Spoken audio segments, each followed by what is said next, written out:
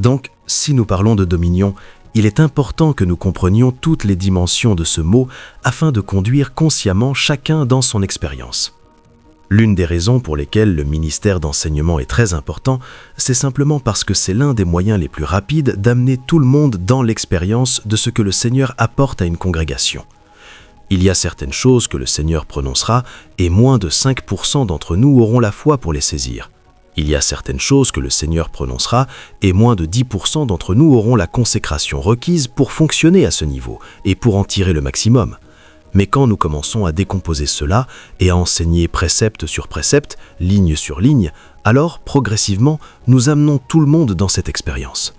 C'est pourquoi la Bible nous dit très clairement que l'une des principales raisons des ministères quintuples, d'Éphésiens 4, 11 à 13, est d'équiper chacun pour l'œuvre du ministère, de perfectionner chacun pour arriver à la plénitude de la mesure de la stature de Christ.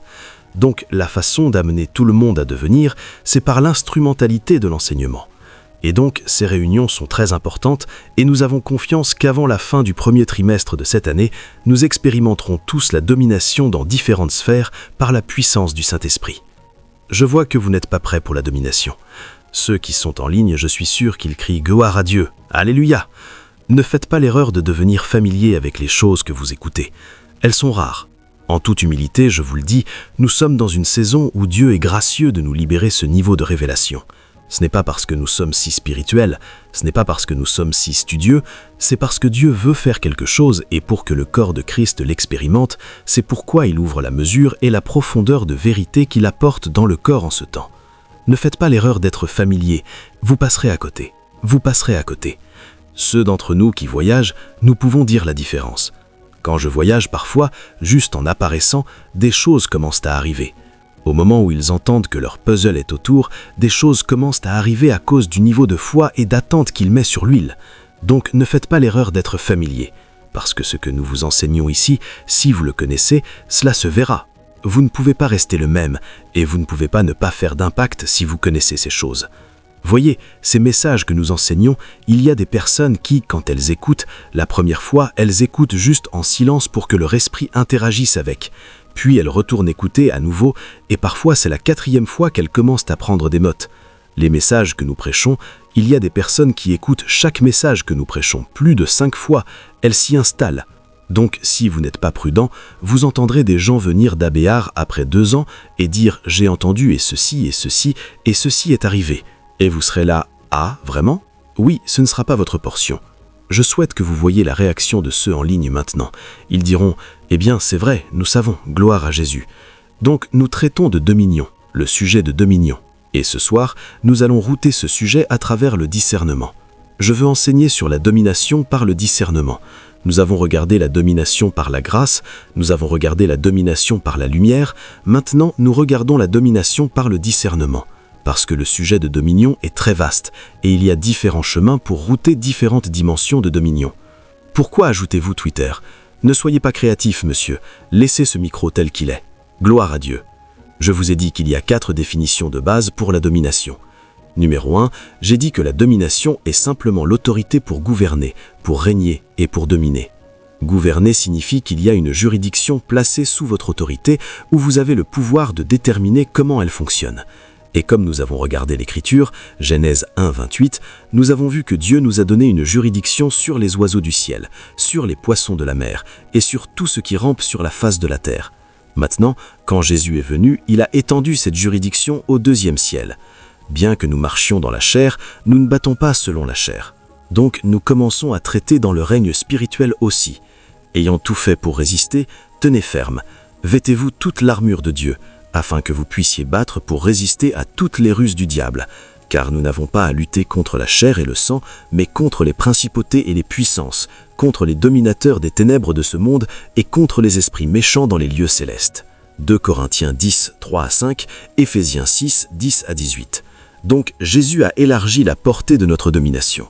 Donc la domination est la capacité d'exercer le gouvernement et la domination. Nous insistons que la volonté de Dieu prévaut dans chaque contexte qui nous est donné comme juridiction. Et comme je l'ai dit au-delà, c'est aussi le pouvoir de régner. Cela signifie que rien ne te domine. La capacité de régner est la capacité de fonctionner dans la plénitude de tes potentiels. Le mot régner, selon 2 Corinthiens ou Romains 5, 17, est le mot basiléo. Il signifie dominer dans la vie, vivre au-dessus de la limitation. Donc chaque potentiel que tu as trouve expression à pleine échelle. C'est de cela qu'il s'agit dans la domination. C'est réalité régner travers la vie, parce que le mot basiléo signifie régner travers la vie. C'est ce que nous appelons domination. Donc partout où Dieu te place, il s'attend à ce que tu puisses exercer le gouvernement pour amener sa volonté dans ce contexte. Donc si tu es dans une banque, tu n'es pas juste l'un des employés là. Tu es un ambassadeur d'un royaume envoyé là pour établir la volonté de Dieu. Et c'est pourquoi tu dois comprendre les différents chemins pour router la domination. Si tu es dans l'académie, tu n'es pas juste un enseignant. Si tu es un homme d'affaires, tu n'es pas juste dans le monde des affaires. Tu es là pour amener la volonté de Dieu et établir le mandat du royaume de Dieu. Mais cela prend de l'habilitation pour que cela arrive. C'est pourquoi tu dois dominer pour que cela arrive. Numéro 2, nous avons dit que la domination est la capacité de fonctionner dans le règne glorifié de la vie, parce que nous avons été créés pour marcher dans la gloire. Quand l'homme a tombé, dans Romains 3, 23, il est dit « Car tous ont péché et sont privés de la gloire de Dieu ». Donc nous avons été créés pour vivre dans le règne glorifié de la vie, c'est-à-dire fonctionner dans la classe de Dieu. C'est de cela qu'il s'agit de marcher dans la gloire. Donc quand tu arrives, tout ce que Dieu aurait fait ou manifesté s'il était là en personne, quand tu arrives, tu l'amènes. C'est pourquoi Jésus, quand il a quitté ce monde, il nous a envoyés pour le représenter. Donc la domination est la capacité de représenter Dieu, de fonctionner dans la classe de Dieu, de porter la gloire et la présence de Dieu. Donc Jésus, parmi d'autres choses, l'une des choses qu'il a faites quand il est venu dans ce monde, c'est de te réintégrer dans la gloire. Dans Jean 17, 22, il a dit « Père, la gloire que tu m'as donnée, je les leur ai donnée, afin qu'ils soient un comme nous sommes un. » Donc quand tu apparais, tu manifestes la gloire de Dieu. Donc quand les gens cherchent les dimensions de Dieu et que tu arrives, ces dimensions devraient se manifester. C'est de cela qu'il s'agit de la domination. Donc tu n'es pas présent et les gens disent encore « Dieu, où es-tu » De telles choses ne devraient jamais arriver quand tu es autour. Quand tu arrives, la question « Dieu, où es-tu » est terminée pour toujours, parce que tu as été amené et inauguré dans le règne de la gloire. Dans Romains 8, 30, il dit « Ceux qu'il a prédestinés, il les a aussi appelés. Ceux qu'il a appelés, il les a aussi justifiés.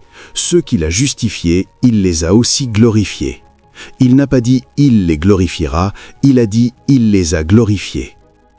Vous savez, notre doctrine du salut s'arrête à la justification.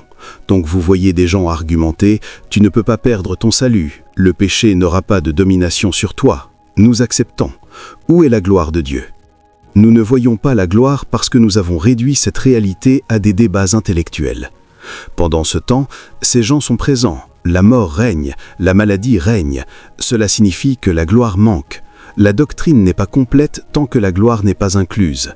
Il dit, selon sa puissance divine, 2 Pierre 1, 3 à 4, il a dit, il nous a appelés selon sa puissance divine. Il nous a donné toutes choses qui concernent la vie et la piété, par la connaissance de celui qui nous a appelés à sa propre gloire et à la vertu.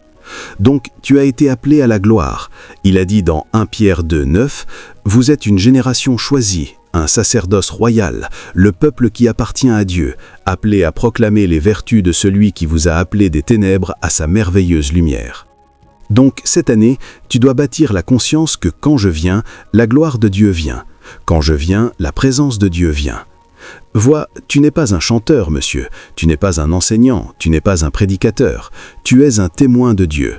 Et la façon dont tu témoignes, c'est d'apporter une preuve irréfutable que Dieu est réel et que tout ce qu'il affirme est vrai. Et tu ne peux pas faire cela tant qu'il ne voit pas Dieu en toi.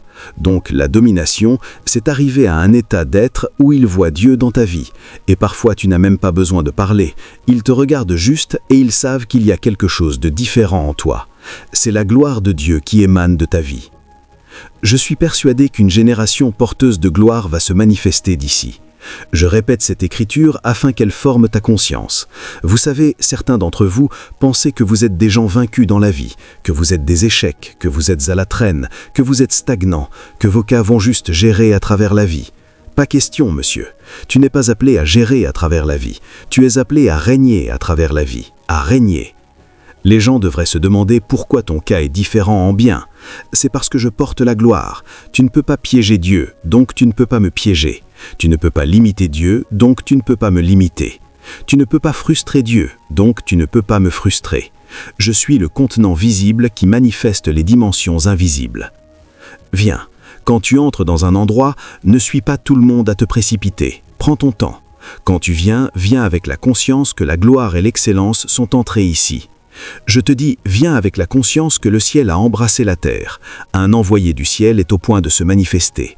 Porte cette conscience. Il y a quelque chose de différent en toi, monsieur.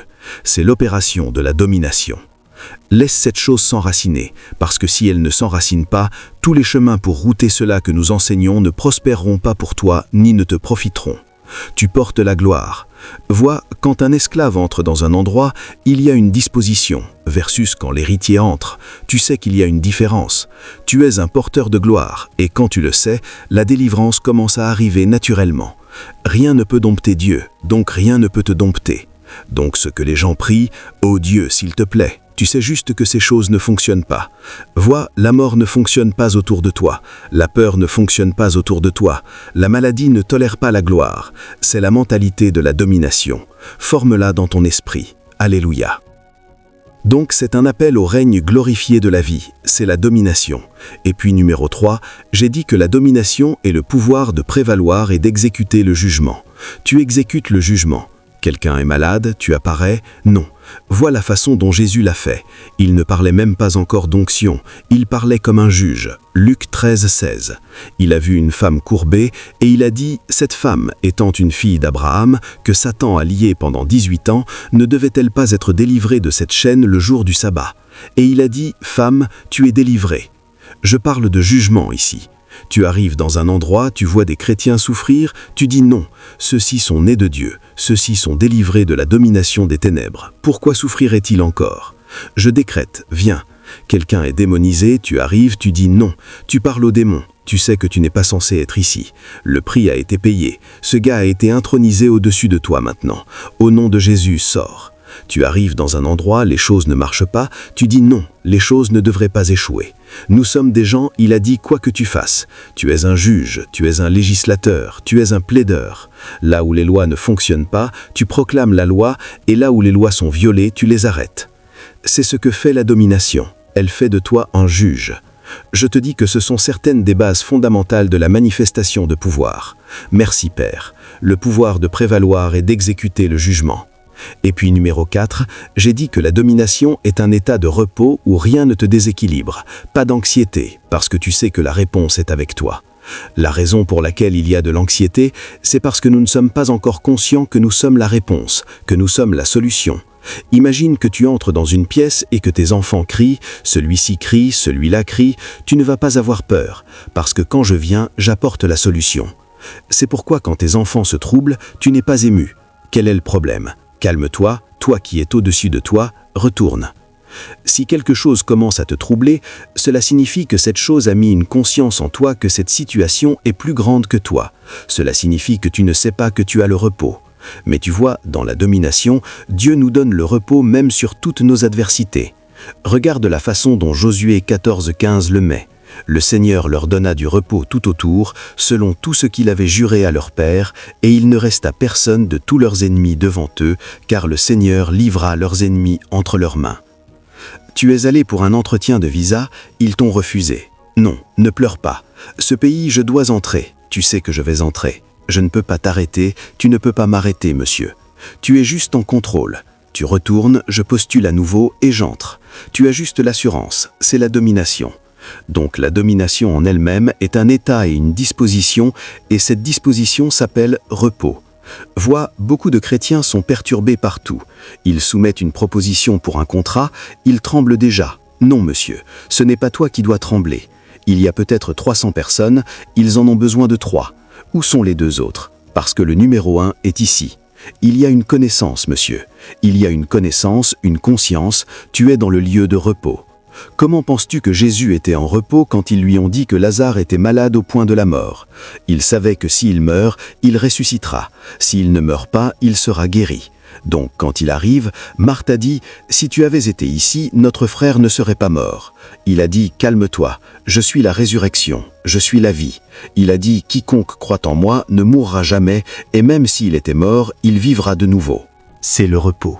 Donc, la raison pour laquelle il était calme, c'est parce qu'il savait que quand il arrive, la réponse viendra. Donc, quand Dieu nous a donné la domination dans la ressemblance du repos, il nous a fait solution à la crise de l'humanité. Tu dois être conscient que tu n'es pas partie du problème, tu es la réponse. C'est appelé repos de domination. Et puis enfin, la domination est l'influence, la capacité d'inspirer positivement les actions des gens.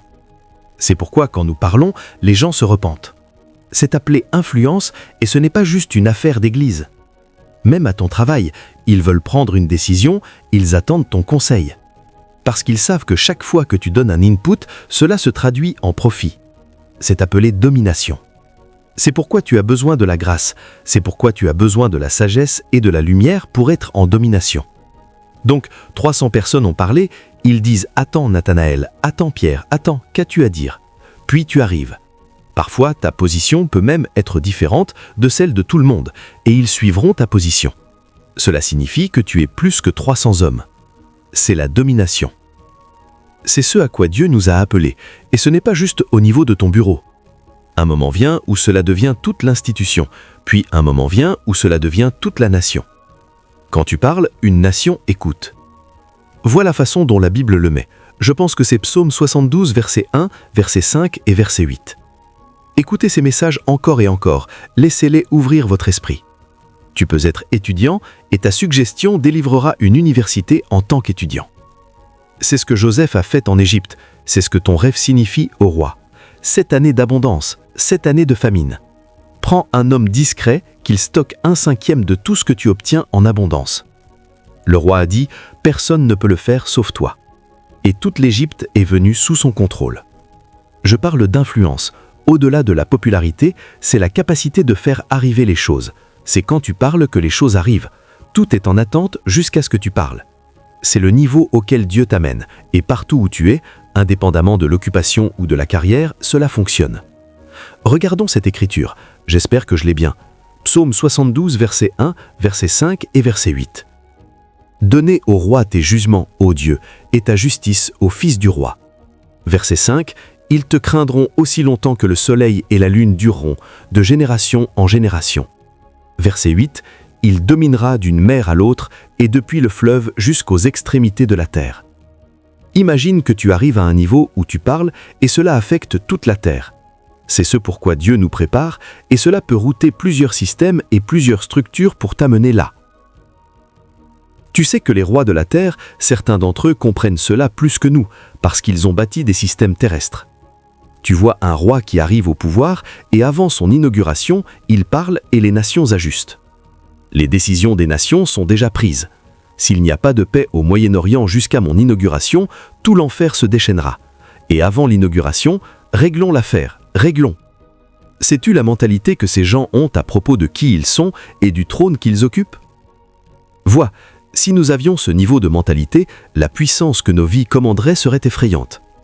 Donc, la domination est la capacité de gouverner et de régner. La domination est de fonctionner dans la classe de Dieu ou le règne glorifié. La domination est la capacité de prévaloir dans n'importe quelle circonstance. La domination est la capacité d'avoir le repos quoi qu'il arrive.